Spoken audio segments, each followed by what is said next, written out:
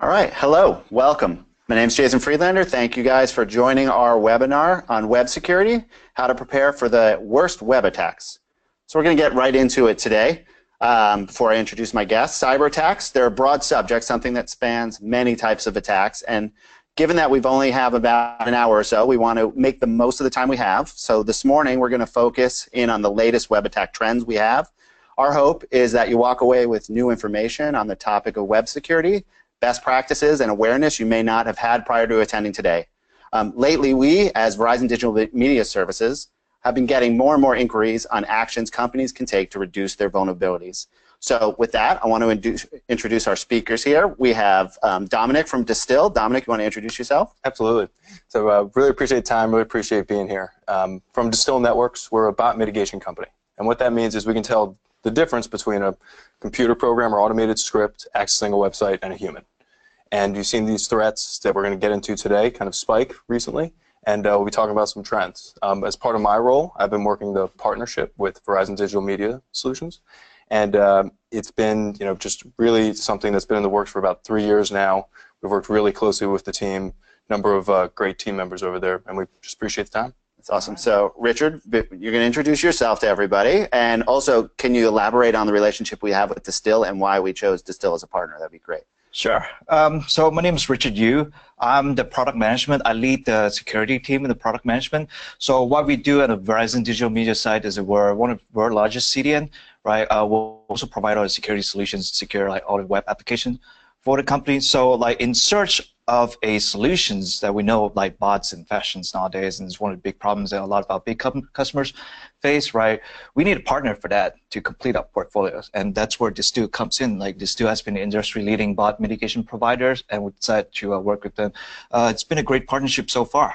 Yeah, and we launched, what, in January 2017? Yep. Absolutely. Yeah, so almost a full year. Yeah. We almost have an anniversary. And we have a lot of great adoptions for our customers, and it's doing well. All right, so a question that might be going through people's heads is why a company like Verizon Digital Media Services that has large engineering resources and all that stuff, why a partner in the space of bot mitigation? Well, like I said, right? Like Distil Network is actually the leading. Like they've been doing that for like 6 years. They're the leading bot mitigation industry. No one else does it better than Distil, in our opinion, at least, right? This is why I think like instead of like going out and spend resource, working on something, right? I think why don't we just partner with somebody who actually has one of the best solutions in the markets? Yeah, I know we'll get into more details later, but it's so nuanced. It's something like you've got to focus on, or else you're not going to be an expert. Absolutely. Well, expertise and long-tail research matters. Right. And when you think about web security as a whole, and we'll get into this in a little bit, but it's really answering the fundamental question of should it be allowed to access your data center? Right. And that's not just bot. It's DDoS. It's WAF. It's SSL. It's a whole host of concerns and things that you want to think about. Right. So this is what the partnership allows: is to have kind of one-stop shop for everything you need web security. Awesome. You ready to get into it? Yeah, let's go. All right, cool. So yeah, we all know, and especially with all the news and everything we've heard recently, right? Web attacks are costly, really costly. And these are some numbers you guys put together for us, which I think are super interesting, especially the fact that the average data cost, the total cost of a data breach is $3.62 million. Like, that's a lot of money for one breach. And that's just the average. Right, yeah. And there's thousands of these or millions of these, right? So it can go much worse than that, as we all know. But also, like on the e-commerce transaction rates during 2016, we saw $17,000 per second just being spent. So any attack could blow that coming to your website or your business, right? Yeah. It's crazy. Like imagine if you're relying on a significant portion of revenue for just during a holiday season, like we're talking about November, December. We're talking about let's say Amazon is earning $4,000 per second, right, in 2016, right? I mean, you cannot really afford to go down for a minute or two, like even like during like Black Friday, for example. I think they announced last week that they had on Prime Day 1 trillion hits on their database in that single day or something like that, right? So I mean, we all hope to succeed that well, right? But it's not only costly to the business in that fraction of a second, right? Yep. It could be costly to the business on a whole. It's not just the shopping cart that might have gotten corrupted or not. Right. Absolutely. And any security solution, you need to balance the two. Right. You can't have friction to the end users. You can't have anything that would impede revenue. Right. And this stat shocked me, right? That a company's really stock price can be affected 5%. but where it hits you guys and the work you're doing is how it affects, in comparison to the budget that the people, the CIOs, and hopefully the people watching today, what they have to deal with on a daily basis, right? That's right. Like looking at that data, remember, again, I can't emphasize this enough that this is just average data, right? We're talking about one of the largest credit, history breach, in just recent time, right? The company's stock price actually went down 25%, and we're talking about hundreds of millions of dollars of loss in revenue. Compared to the average budget a IT department spend on their security, that's 5% of the IT department. That's just disproportionate. There's just so much you have to do with so little. Right.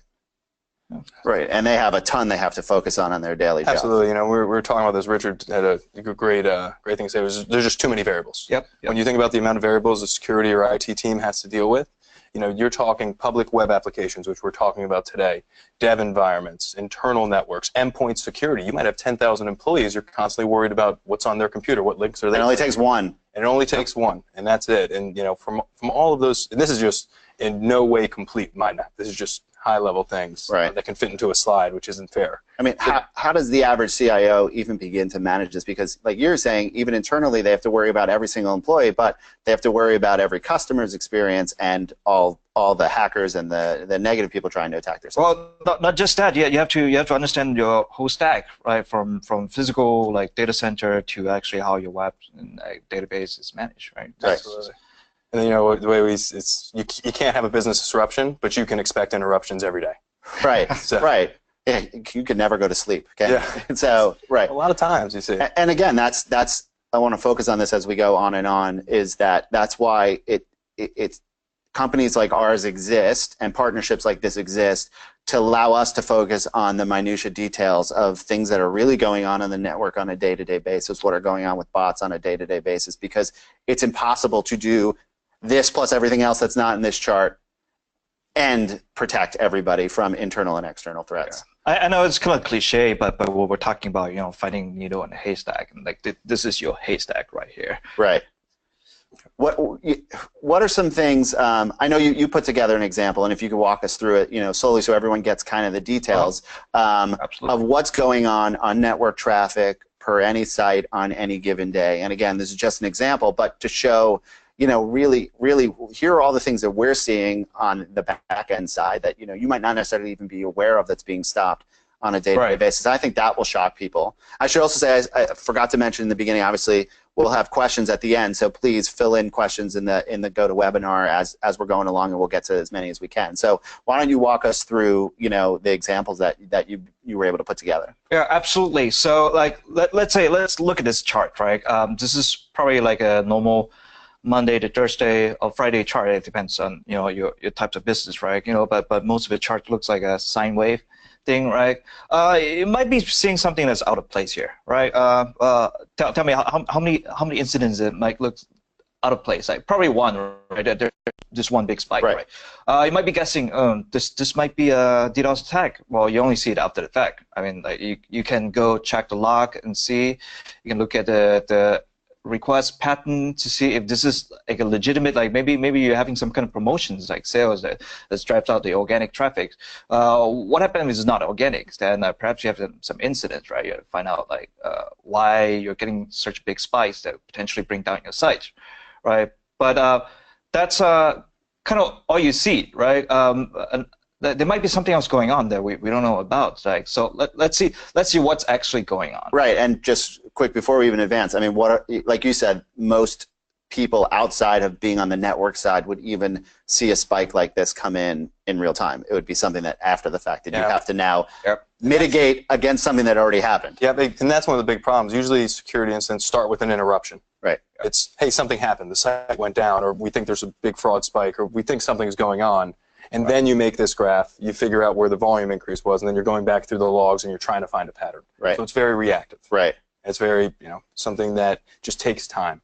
And perhaps you don't have an alert system for this spike. Perhaps you only start looking at this chart in the first place is when you got a ticket. Right. Saying something's wrong with my chart, like performance, your catch point is throwing out alert in terms of performance is really response time's too long. Right. I know we're going to get into some of this a little later when we go through the 9 steps that people can do to prepare for some of this stuff. But how does someone go from being reactive to proactive in just just before we look at everything else, just in spikes like this, is there anything anyone can do? Well, I'll say, yeah, first of all, with spikes like this, like volumetric spikes, right? If this is organic traffic, if you expect this kind of business, you gotta have the capacity, you gotta have the scale to even handle this kind of traffic in the first place. If not, if this is unexpected, then you also need to have a scale to handle this kind of attack. Right.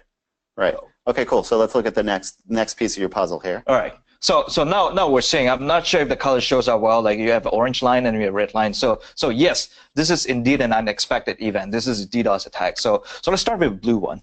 The blue one is actually your actual daily traffic. You can see there's really nothing going on, right, in terms of daily ebbs and flows of your daily business. Yeah, just normal daily business. So we can see like attacks, like DDoS attack like this, right? They come in short wave that's designed to bring your site down from 0 to 60. I mean, like in terms of like the velocity, right, of the attacks, right? But what else is going on there, right? You can see that there's a green part, like it's probably a huge like wave of like application layer attacks, right? Not just SQL injection. We could be talking about like cross-site scripting. Maybe they're part of the advanced persistence attacks, right? What's an advanced persistent attack? Oh yeah, so that's something that's actually coming in fashion recently. Is that is the types of attacks where they will combine like volumetric DDoS attack with like different types of application layers attack. It's designed to fool your radar. Right. Like you might be spending all your resource trying to mitigate DDoS attack while they're trying to like crack your login page, or they're trying to send a huge burst of attack to infect like your Apache, for example. So hiding in the shadows, essentially. Yep. Like this chart actually looks pretty disproportional. Like the green one is actually tiny compared to the big spike. Just to FYI everyone that this is actually not to scale. The DDoS spike might be way higher, like 10 times. Also, so like there's one thing that's really peculiar about this is that there's something that's going on that's not unexpected traffic that looks like an expected traffic, right? This is what we call application vulnerability scanners. Like it doesn't matter if it's a good scanner or bad scanner. There's a scanner that's constantly trying to look for any vulnerability to your site, right? They might be looking at, are you running Apache threads? Are you able to execute PHP code? Am I able to inject web shell into your systems? Right. So they're constantly looking. This is all automated. Absolutely. Yeah, and how does someone even go about how does someone go about seeing this? How does someone be proactive instead of reactive? Or unfortunately, is it reactive? Well, a big piece of it is proactive visibility. Right. Right. And understanding it. Right. And unfortunately, it's a kind of a one versus many situation where you have a whole host of different actors, and the breadth of different attacks that you see that are happening in real time on your website very, very fast. It just makes it a tricky situation if you don't have that visibility. If you're on the first slide doing the reactive analysis, it becomes a little bit trickier of a scan. You don't get to see, like, you might be seeing the spikes. That might be the only thing you see. You don't really get to see what else is going on with your site because the other spikes just look like a normal traffic. And I would assume it's even trickier because it's never the same thing twice, right? You can't find a pattern in that, right? You can't. It's not like your daily business traffic, right? Okay. Absolutely. Cool. Absolutely. All right, so let's take a look from our perspective as a network. Why don't you guys walk me through some of the things we do, to protect customers from this, some of the numbers we're seeing. I mean, these are massive numbers, so why don't you walk us through some of this, Richard? All right, cool. Yeah, let's start with the DDoS attack. I mean, this is just one of the biggest spikes that we've seen in recent months, like 30 million packets per second. But, we have seen more than 1,000 incidents since 2017 hitting like DDoS, like volumetric DDoS attack incidents towards our network in layer 3, layer 4 attacks, right? And well, it seems like a lot, right? But we're also constantly getting hits by, like I mentioned, right? DDoS attacks comes in big spikes, designed to bring you down really quickly. Like there's really some other persistence types of attack. Like for example, like the SQL injections. We've been seeing more than 15,000 instances on average of SQL injections every minute, right? So these are actually quite a lot considering how big your website is. And again, and our network is fine-tuned to be able to handle those layer 3 and 4 attacks and all that stuff, right? Oh yeah, well, we're gonna go into like why this number actually doesn't look that big, right? Comparatively. But I think what really jumped out at me is that it's not just, again, like on the last graph, it's not just each of these individually. We're all seeing on our network, we're all seeing more and more of these multi-vector attacks. That is all of this coordinated to work together. So absolutely, yeah. If you look at the example, and we'll get into this later about some of the fraud that we see perpetrated by bots. You can see someone trying to check 4 million gift cards in an hour. Right. And if that's happening, you're very focused on that, and that just leaves the back door open to another type of attack or another type of. Is there a time? The holiday season that we're going into, is that the time to be most prepared, or do hackers and people threatening people, do they look for other times to try to sneak in the back door, or is it just you better always be prepared? I mean, the holiday season is sure is this time where like most people will try. I mean, and there are a lot of money at stakes in holiday season, right? Right. This is the time where you're most vulnerable in terms of loss, but you always got to be vigilant, like anytime, any moment. You cannot have an on-demand security systems. Right. Yeah. All right. So let's talk about this slide real quick, right? And why the scale of a network like Verizon Digital Media Services, Edgecast, CDN is really important when protecting, before we even get into bots, right? Before we even get into some of the other malicious attacks, protecting against all those things that we just saw and many more types of vulnerabilities. Yeah, like exactly. Like I mentioned, like we're talking about 30 million packets per second, like DDoS attack. We're talking about SQL to like 25,000 SQL injections, right? This seems like a lot, but imagine our network, we handle 5 million requests per second on average, on a daily basis, right? So again, like it's not to like boast our scale. Like you gotta have the scale to do that. Just handle any normal traffic, but you also have the scale to handle like largest DDoS traffic. But in the meantime, this is a gigantic haystack, right? We're talking about what 15,000 SQL injection attack in 1 minute. That's what, like 250 requests per second out of what, 5 million requests per second. How do you catch that? Do you even have visibility? You have the tools to actually catch the needle in the haystack. Right. So in terms of DDoS scale, like we can see, right? I mean, average capacity of on-premise appliance is like what, 500 megabit per second. I mean, it's 2017. I'm sorry if you still have this much capacity, but an average DDoS attack, like it's up to 14 gigabit per second. Right? Some people don't even have like 10 gigs of pipes. And that would just take you right. You'd be done. Yeah. So let's talk about the largest DDoS attack that we've seen. Like almost exactly what day is this today? Like first week of October. Right. Right. So last year, exactly this time, the largest DDoS attack in history happened. That brought down like almost half the internet. Right. In DNS infrastructure. So like, do you have a DDoS mitigation capability that big? And does the provider able to provide the kind of mitigations without impacting other customers in multi-tenant systems? Right. So we're talking about that. That's why we always say, on networks, 40 terabits per second. That's big enough that it's 40 times bigger than the largest DDoS attack we've seen. And it could absorb those attacks and reroute, and we'll get into some of that stuff. Yeah, absolutely. And like having that scale, like this big buckets of like capacity is not just enough. Like it has to be distributed enough, right? In the strategic locations.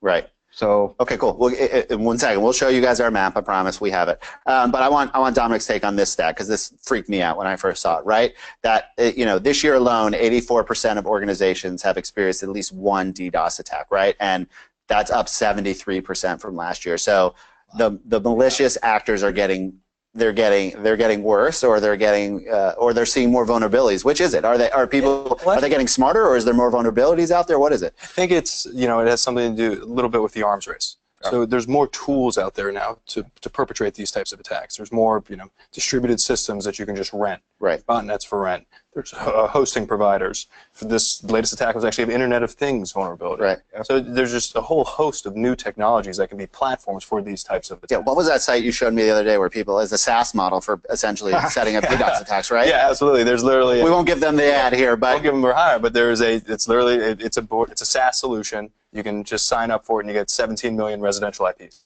Oh, it's like AWS for DDoS. Right. You just pay per hours, and then you can launch DDoS.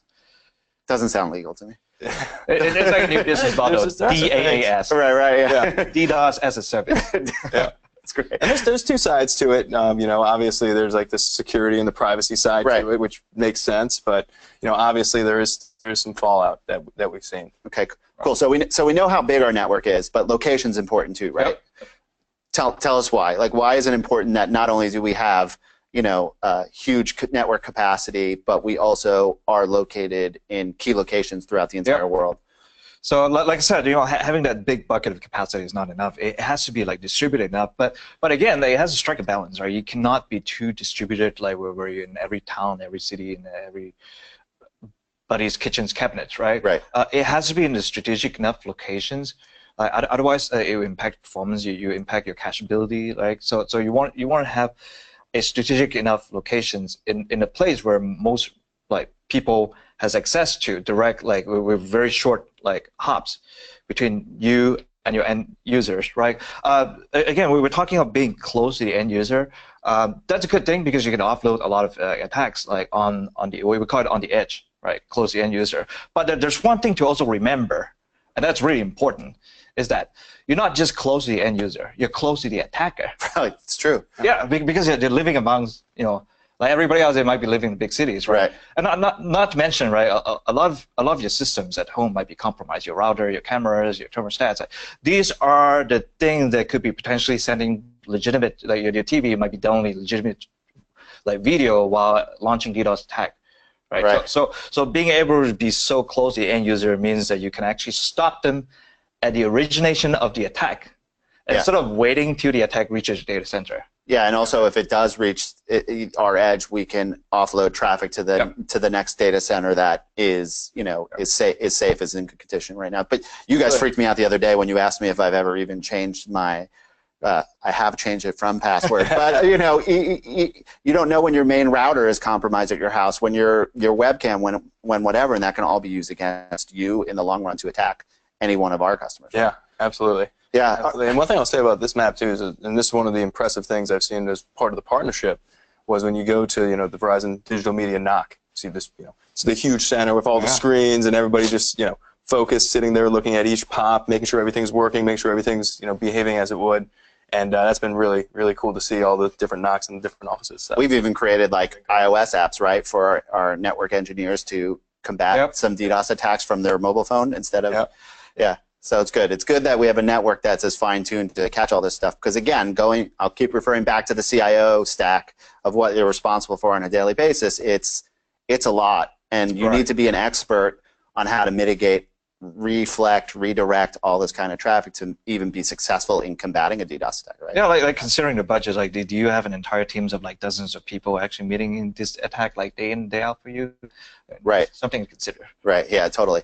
And okay, so that's one thing. These brute force, these I'm just going to attack the network any way I can. But, Dom, while you're sitting here, why we partnered with you guys is because now we're moving into the age of bots, and we're not talking about robots doing all this stuff. We're talking about people creating software that's meant to emulate human behavior on the front end of your websites, right? Absolutely. And so I can only imagine what it is to identify that a malicious attack versus a real person.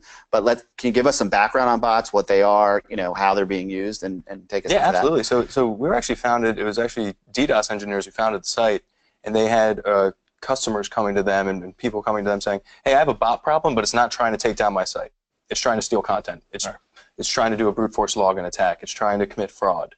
So I have this computer program access to my site, but I have no tool to solve it. Right. And over the last 6 years of the company, and now being on tens of thousands of domains, working with some of the largest websites in the spaces, you can see that across our network we see about 20% of web traffic is actually unauthorized bots.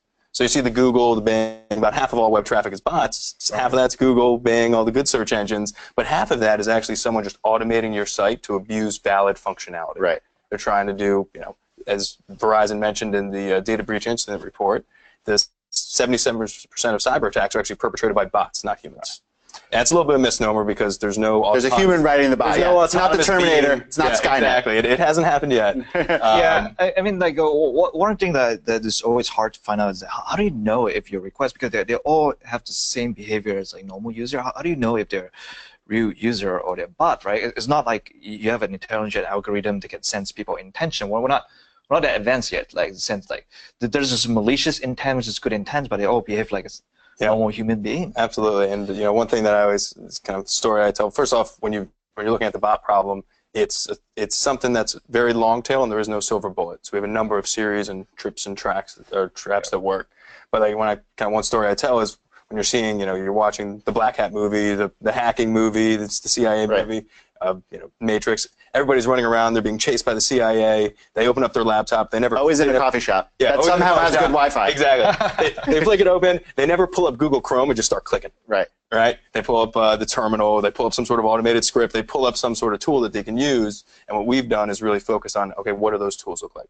And how can we validate each browser? How can we validate each person making a request and say they're behaving as if a typical user would? Yes, we're going to get into nuances of a use case, but how do you even do that? Oh, it's just like I said, it's years and years of research, right. Just working on this problem at scale. And is it always malicious bots you guys are looking for? Or you're looking for ones that are, how do you even identify? You said half of this 20% is malicious. We're under the same rules that our clients and customers and the teams that we partner with on the website side are, which is you can never have a business interruption and you need to be 100% on the security side. Right. So each request matters. Right. We're making sure that each request is human or a good bot or a partner or a QA tool or even their own security tool. Right. Making sure that gets through and making sure that the mitigations that they want to have and the policies they want to have in place are effective. Yeah, it's very important to be able to taxonomize, this keyword for all the bots, right? So you know what's good, what's bad, what's actually behaving like as intended, what exhibits a malicious intent, right? Yeah, absolutely. And then one thing I'll say too is in terms of trends with bots, this year really saw the rise in the peer-to-peer proxy and the residential IPs. Right. Attacks were always distributed, but most of them are using different hosting providers. You could see it. You see something coming from 54 dot, that's Amazon. Right. It's suspicious. It's probably a. But now they're literally making it look like it's someone in their house. Exactly. Now they're making it look like it's a residential provider, and they're using different proxy networks. So it becomes a little bit trickier. And then also just the amount of hosting providers that are out there now. There's so many cloud hosting providers that you can easily spin up and spin down. Right. So it just made it a lot more difficult of an attack. And something that the founding principle of Distil was actually security had to move past the IPs and into the browser and into understanding and validating each client making a request. And again, why it's important that there's a partnership, especially with Distil, is because I don't want to say it would be virtually impossible for a company to just get in and start doing what they're doing at this point, right?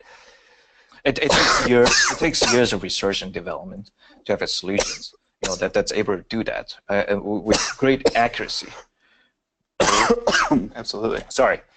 So yeah, we're going into kind of some bot type things that you see out there, and kind of real quick, like even before we get into this, and I'll get into some solutions. Actually, a member of the Verizon Digital Media Services team, Tim Small, wrote or contributed on the OWASP Automated Threat Project. Right, so I really highly recommend everybody looking at it if they're looking for follow-up materials. The OWASP Automated Threat Project goes into all different types of bot attacks, has an OWASP code, actually will look through and tell you each type of attack. One thing we want to talk about here, because we were talking about vulnerability scanners, is and all the different type of application attacks you see, is about 88% of sites we see on our network actually have a scanner hitting it, looking for open source code vulnerabilities or unpatched software. They're just doing recon. Yep. And what you see here actually is that there is almost a method to it, right? So there's really great benefits of open source, but one of the aspects of it is they're going to announce vulnerabilities to the public. Right. And when those vulnerabilities get announced, their scanners go right there. Everybody already knows what open source software you're using. There's a ton of tools out there, even just for business use, that will tell you what type of software stack customers are using. And people are just running those scanners, so attacks can happen within hours of these vulnerability announcements. Because they already know what you're running. They know if they're going to test there. If you're running, especially if you're running an open source content management system, you're really going to see these types of attacks. Even if you're not, you're still going to see them.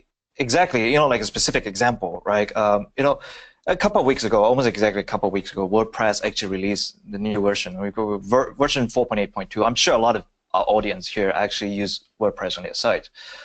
Well, I'll hope less, but that's is one of the most popular CMS out there, right? What happens as they release a patch note, they also disclose all of the associated vulnerability when they release that, and that's a couple of weeks ago. If you haven't closed the gap by now, it's kind of a little bit too late, so people might be exploiting that already, because the gap between the vulnerability disclosure to the patch, I mean, like to people, like to it getting exploited out there has been closing nowadays. Like we're talking about WannaCry attack, it's pretty like popular, like famous ransomware that happens back in what, like May. It only took 2 weeks for the NSA to disclose the eternal blues to the system's been like, exploited. So just one example that's out there. And by the time you even see the email that there's a patch, you could have already been taken care of. Yeah, absolutely. Someone could be inside your network. Seen it. So there's also, bots aren't just doing recon, right? They're also posting information, and they're also trying to interact with your site and abuse valid functionality. And one thing that we're talking about here is, credential stuffing and cracking. So there's billions of compromised credentials out there in dark web. Everybody's seen the 60 Minutes. Everybody's heard about the breaches. Everybody knows that there's a lot of PII and different credential type information out there, and a lot of people reuse the same username and password, or reuse. Obviously, you have to reuse the same social security number or any type of other identifying features. And with that out there, what we see is people write computer programs that test those against a login, test those against a credit card checkout. We see some bots that will have the credit card numbers, but they don't have the CVV code. So they'll just run the CVV code. And if you think about that, that's only actually 1,000 variations. Right. So they're able to do that at scale really, really fast. And this is something that you saw with the IRS. They actually had a big, with tax accounts with pre-stolen data. British Parliament was recently hit by this as well, which it was affecting email access. So you're seeing these types of attacks more and more, and it's really starting to become the norm. On attacks like this, are you seeing, or do you know, is there any AI introduced, or do they write some sort of bot that just does what it's told to do, or does it adapt along the way, or does it take a hacker or someone malicious to adapt that bot, resend it out into the wild? It's tough to, I think that like everybody doing these types of attacks, they're very smart engineers. Right. They're very smart engineers, and we've seen some really advanced stuff where some people have used machine learning to solve CAPTCHAs. Some people have, really evolved and distributed their bots, and you just got to realize that it's a game that doesn't stop. It's cat and mouse. It's cat and mouse, and when we talked about that, like peer-to-peer network, it was tens of thousands of dollars a month. There's infrastructure and dollars and resources going to it. A lot of these attacks, some of the attacks that we see are 9-to-5ers. Right. Like people that have jobs. They sometimes will even go away on the weekends because they're these are legitimate business model. Yeah, it sounds like it. Absolutely. Yeah. Cool. All right, so what do we got on here? This is an example. I think this is a good trend for 2017. So even if all the credentials aren't compromised, there also is the way to crack, and this is what we're talking about, CVV codes. Right. So this is something that we saw hitting retail sites in February 2017, and it was just someone testing and guessing gift card variations. Right. And it's actually a really big problem, and there's not a lot of security in place for it. Just think about it. It's just, hey, check your gift card balance online. Like, nobody really thinks about that. And how do you even think about that? Right. It's just a nice thing for people to do and understand. Then before you know it, like, we were seeing attacks that were coming from 6,500 different devices, making millions of requests an hour, and it was a very persistent attack that was going through millions of different variations. And right away, that fraud can be instant, and it's not something that the person who holds the gift card, they're going to go back 2 months later and realize everything's gone. Right. Yeah, remember, these are, if you're familiar with CDN, right? You probably know the concept of caching, right? But these are long tail content. These are not shared content. It's not like, oh, I can just cache the API response, right? Doing some dynamic cachings, right? But it doesn't work that way. I mean, these are all hitting a database, as you're doing it. Yeah, absolutely. Right, and it's a long tail game for the people being malicious. It's not instantaneous. They have the time. They have the time. They have the time. They have the resources. Right. Unbelievable. Yeah. Okay, cool. So we've seemed to be really focused on DDoS, on web application firewall, on bot detection and mitigation. Those are the only steps we have to protect our applications, our websites. Is that it? I mean, like here are actually some of the best practices. We're trying to. I mean, that's the point of this webinar, is to actually how to implement those best practices to help protect your sites, right? So like we obviously prepare a list. Yeah, let's spend time on each one, because you guys had some good tips and pointers. So yeah, we'll start top down. Obviously, like one of the most important thing to do, right, as a security personnel. I mean, just general, like if you run a web business, right, just want to make sure you stay on top of the latest threat, what's the latest trend, what's the most like prevalent DDoS attack, or even like vulnerability out there. I'm sure you heard of Apache Struts by now. I mean, I'm sure a lot of people use Apache, right? So obviously you want to stay on top of that, make sure your systems are constantly, stay up to date, with this kind of vulnerability. Are there recommendations, blogs, things you guys go to every day that you guys look at for people to look at? Yeah. Oh, yeah. Absolutely. One, OWASP is always just a great resource. Right. And then obviously there's the different security blogs, but it's fortunate and unfortunate. You hear about these in mainstream news. Right. So it's something that you just got to stay in touch, and as a security professional, you got to realize that it's going to be a reality of every day. Right. Almost feel like you can assign one person on your team to just be responsible for that alone. Well, I'll tell you one thing that we do. We actually, because we have, we are just solely focused on this, and we actually have a big research team where every time there's a new scraping tool. Right. Selenium has a new release. Right. All these tools, they get updated and they have new releases and new things come out. We have a team that's just sitting there dedicated, just constantly breaking them apart, understanding what's going on, saying how can we identify this in the future, how would it interact with our systems. So you have that piece, but then you also have, from the security side, if you can't have any friction to end users, a new ad block tool comes out, for instance. Right. We got to go research the ad block tool, making sure that's not going to interact with what we do. Right. Or any tool that a new browser, anything that comes out that isn't even just for security, we need to research and we need to understand. So. This is one of the reasons why we decided to work with Distil. It's just like they just have so much resources, like security resources at hand.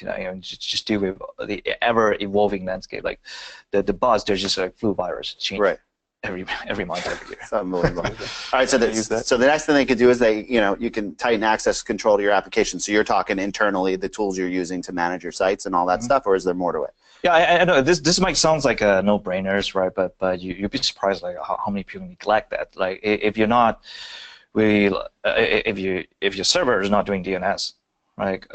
Is not serving DNS traffic while exposed port 53, for example. I mean, like it just take a little bit of hygiene to just audit the systems. You could avoid a lot of troubles. Right. So. All right, and the third one here we got is be responsive to patches, firmware update. We talked about this before, but if you're not responsive by the time you've seen the email, you've already got that vulnerability is already out in the wild. And exactly. I mean, I can't stress this enough. Like from the time the Apache struts was announced, the vulnerability, I think that was back in March, like first week of March, till like it was exploited in one of the most recent. I mean, you guys probably see that every day on the news, right? One of the largest financial breach in history, right? That happens within 3 months. Right. So I mean, you have 3 months to patch, right? I know a lot of people has a large organization, but like this kind of security hygiene should always, be the priority. And no matter what it is, you always seem to hear the same thing come out. They've known about it since X, and it's always weeks before like anything could have possibly happened, and that's frustrating. And again, keep going back to that main chart. That's the hard thing. You've got all these things to do. Absolutely. If you let it slip, like you said, hygiene. That's a good word for it, right? If you let it slip one day, you're going to get a cavity.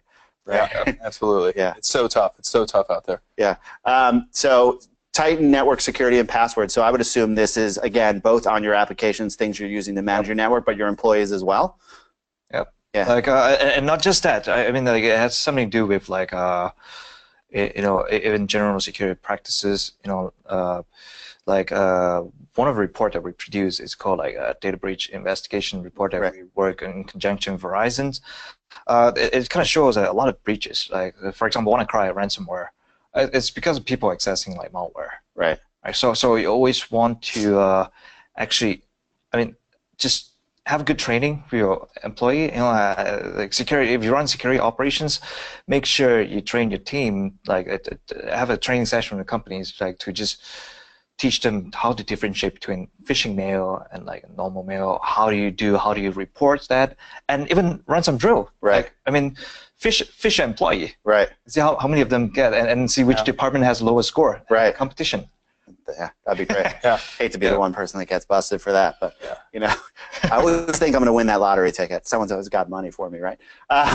Number 5, we want to leverage a web application firewall. Use WAF. Find a partner like VDMS that has the ability to, again, fine-tune their service to make sure it never even gets to your origin servers, your servers whatsoever, right? Exactly, and not just any WAF, right? It's a like what VDMS offers is a cloud-based WAF. It's distributed. The WAF lives on every single servers out there, tens of thousands of servers globally, right? The point of using cloud-based WAF is so that you are able to defend against those attacks. Again, like I said, close to the attacker, like at the end of the perimeter of the internet, on the edge, so called. Right. So then, and it also speaks to the scalability of the WAF. It's not like having one single point of failure or a centralized systems to protect all of your websites. It has to be decentralized. Right. Yeah, and the beauty, especially again, a network like ours, is every new pop that comes up, that's another layer of defense that's there for you, and you haven't had to do a single thing. Right. And WAF is kind of like a general term for like all types of web defense, but it's actually multi-layers. Like on the outer layers, you have like DDoS filtering, network layers. You also have application layers like rate limiting, like so that like all non-port 80.443 like people can't just hammer it. HTTP traffic, people can hammer it because it goes through a CDN, so you want to make sure you limit the rate of that. Right. So it's a layers and layers, like including bot mitigation, which is like kind of the advanced layers of like detecting the traffic that's like a legitimate user, but actually with malicious intent. Yeah.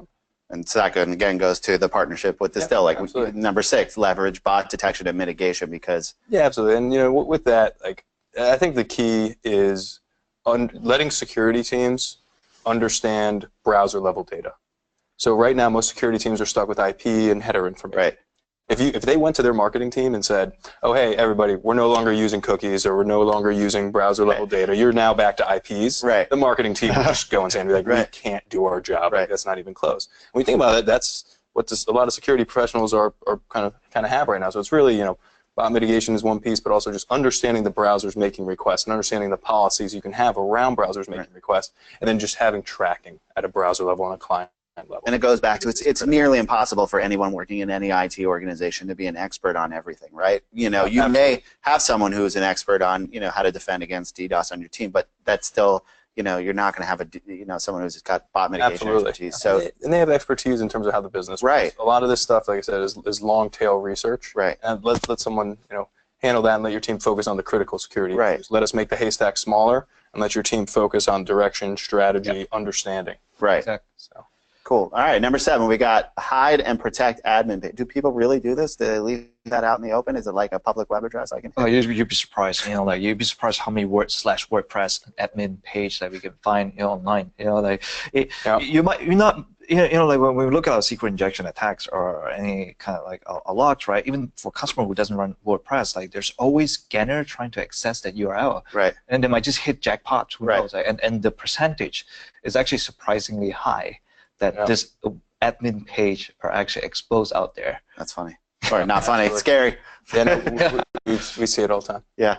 All right, and use SSL.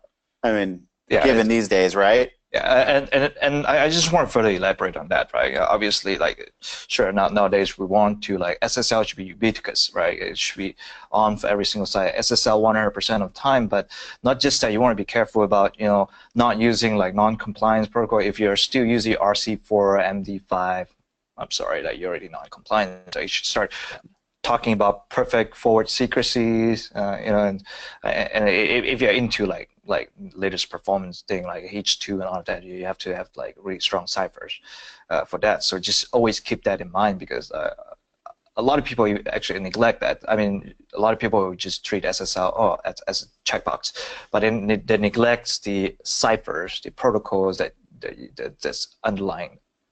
All right, cool. And the last one here is backup daily. And why should we back up daily? Is it to know when the breach happened, know what was affected? Or is there other reasons? Oh, well, one good example I can give you is that back in May, there's this WannaCry ransomware.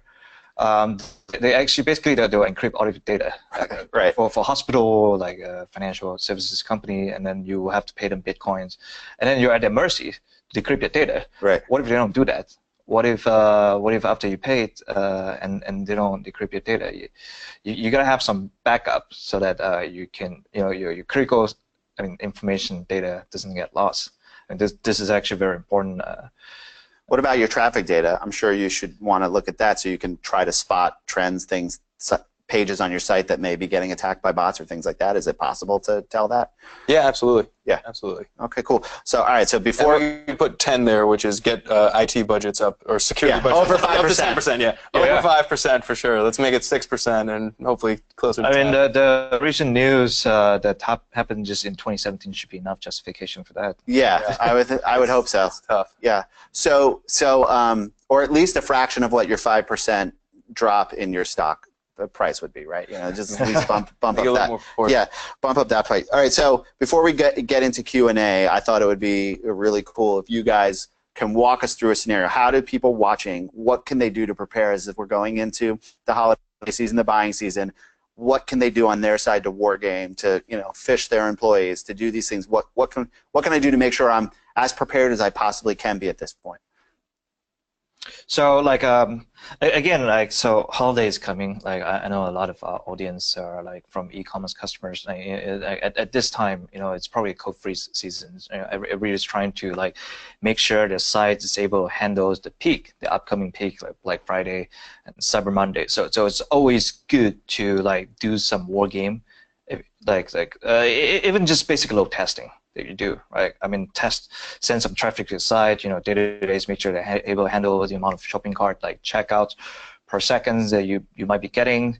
Also one important question to ask, right? Well, like there are so many variables that could be happening here, right? So you want to keep those stuff in mind. Like, are you protected against like huge volumetric spikes, DDoS attack? Are you protected against like a sudden increase in botnet attack, or a brute force attack that prevented people, legitimate buyers, converted buyers from buying your stuff, from checking out because they're not able to log into your site? Right? Yep, absolutely, absolutely. So everybody's doing this now. I think we talked and talked about everybody who's on the webinar. If they want to see these proactive analysis in action when they're doing these war games or they're doing these load tests. Everybody in the webinar gets free POC, gets to understand the traffic, understand the flow, and talk us through that, because we know obviously big backlog, holiday season around there. Well, and I think that's being able to see the data. It's very generous of us, you guys. But the one thing is important is you might not know, especially with bots, right? You might not even know that bots are being active on your site at a time, but going through POC can open your eyes to things that are going on. Absolutely, and especially when you're doing load tests too, because you might do a load test, and we can actually go in and show, okay, here's exactly what was happening with this load test. Right. Is a bot. And I think that's show you the additional information that you get when using a tool like that that understands. JMeter, here's a JMeter request compared to that. Yeah, absolutely. Great. All right, cool. Well, we've gotten some great questions so far, so I'm going to go through, and please continue to submit questions as we're going through here. We've probably got time for 2 or 3. So each of you guys, what type of attacks besides what we talked about today, or is it just more of should we be prepared for in 2018? What should our audience be looking out for? Dom, you kick it off. We've definitely talked a little bit about that. I do think that understanding the open source vulnerability scanners that are out there and just having positive security model around that and preventing that, I think is really big. The brute force attacks are just constantly going to be happening, so it's just always good to have critical path hygiene and making sure everything's going well. Yeah, so I think, well, I kind of mentioned it a little bit, like the multi-vectors, like advanced persistence attack, right? So these are going to be more prevalent. Like so nowadays, like for example, there's types of bots that runs PHP that's actually infected servers. They get DDoS. They actually launch like high bandwidth DDoS attack. Like they're like the opposite of Mirai, right? What happens is that the malicious, the attacker, actually breached the server by infecting them with installing the backdoor, like web shell, through like Apache Struts vulnerability. Again, Apache Struts, and then they also have scanners that they found that these servers are also able to execute PHP. So they basically use that to execute a DDoS attack script. And these are things that you want to watch for. Like when you're getting attacks from your site, you want to know what's actually a diversion. Are you just getting a DDoS attack? Because it's not just one-dimensional. You have to look at did you also see an increase in cross-site scripting, or a increase in traffic in your login page? right? At the same time, right? Because this might be happening, then they might be from the same source of attack. Interesting. Okay, cool. So I think this will be this is a good question to kind of summarize everything we kind of talked about today. So, you know, as someone, you know, who could have potentially had their data, you know, breached in the last few weeks, last few months, you know, any of these hacks that have happened, you know, what as a CIO, you know, what are the basic steps that I can do to lock my system down while providing service on the public internet? Is it just, hey, follow what we just told you, or is what if I don't have the budget or I don't have the ability to jump right in? What are the baby steps? How can I get moving in the right direction? It's a little tough. I mean, everybody's so different. Everybody's so different. You're not there, and everybody's just constantly in the trenches working on all these great projects. Right. So, you know, I would just say happy to discuss and see if there's any way we can help and, you know, take a more partnership approach, because everybody's different. Everybody has a million things going on. Most security professionals have 3 years of backlog that they just want to get through. So, yeah, they know. They know. I mean, like, if you do not have resource, right, or the expertise, or just enough manpower to actually watch for all of these things that we just talked about. I mean, it's always good to find a provider. And like VDMS. Outside of that, fight for headcount. Fight for headcount. Right. You don't. Just want to be like our technology. It's harder to say I'm sorry afterwards, right? Yeah, this is not something you can just ask forgiveness for. Fight for headcount. That you but sometimes with like half the price per headcount, like you're able to find providers that will help you. Like for example, like I love this thing that we show on the chart, like SQL injections, botnet attack. These are all automated. You could potentially have a systems that actually shows all of this attack for you, like without you actually look into that. You can set up alerts and whatever whenever you get this kind of attack. Like so instead of having somebody watching the traffic all the time, you probably just save one head count. Right. Yeah. Just understand your network so you can identify when these things are happening. I think that's a good summary. All right. Cool. Well, thank you guys, Richard, Dominick. Thank you guys, and thank you everyone for watching. We will be sending these slides to anyone who RSVP'd, and the video will be made available afterwards, and we hope to see you on our next webinar. Thank you very much.